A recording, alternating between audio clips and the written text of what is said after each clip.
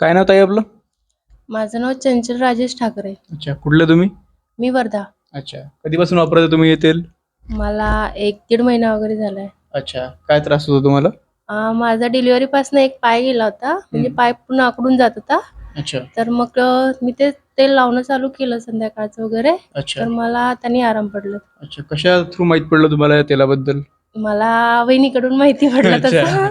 Okay. हां. वहिनी पण तुम्ही पण लावत असता ते? नाही म्हणजे समुद्रपूरला जावई आहे. हां. त्यांनी सांगितलं होतं की तुमच्या वर्धेला असं असं तेल मिळते तर मला आणून द्या. मग मी चंचलला सांगितलं आणि अच्छा. त्यांना पण पोहोचवलं. अच्छा, म्हणजे अच्छा. आमच्या जेवढ्या लोकांनी पण आम्ही वापरले त्यांना बऱ्यापैकी आराम पडला. अच्छा. हां. मग तुम्ही आता रेग्युलर वापरून राहिले? हो, हो. ओके. रेग्युलरच. संध्याकाळचं वगैरे जेव्हा वेळ मिळाला तेव्हा लावून घेतो समजा. अच्छा, अच्छा, अच्छा. मग हे काय तुम्ही गरम करून लावत असता की डायरेक्टली लावत असता? कधी-कधी डायरेक्टली लावतो, हं. तेव्हा थोडं कमी जाणवते. पण जेव्हा अच्छा. गरम करून लावलं तेव्हा चांगला म्हणजे अच्छा, अच्छा, अच्छा. मग आणखी तुम्ही लोकांना सांगता का की हे तेल आम्ही वापरतो म्हणून हो. याने आराम आहे म्हणून? हो, जसं आता त्यांना कोणीतरी सांगितलं, हां, त्यांनी हां, हां. मला पण सांगितलं. तुमचा एक अनुभव काय आहे तेलाबद्दल? आयुर्वेदिक आहे त्याच्यामुळे निश्चिंत आहोत समजा बाकी काही केमिकल वगैरे नाहीये, तर त्रास नाही होत फारसा असा काही. हां.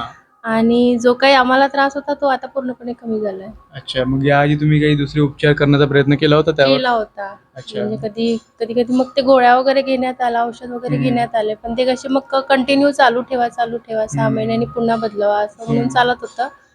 पण आता ते सगळं बंद आहे. अच्छा, त्याचे रिएक्शन्स पण होत असतील. हो, हो. बरोबर. त्याचे पण. मग एक तुम्ही आव्हान काय कराल तुम्ही जनतेला या तेलाबद्दल? आता ज्यांना कोणाला त्रास आहे समजा असा, हां. त्यांनी वापरून बघावं एकदा तरी. एकदा तरी वापरून बघा. हां.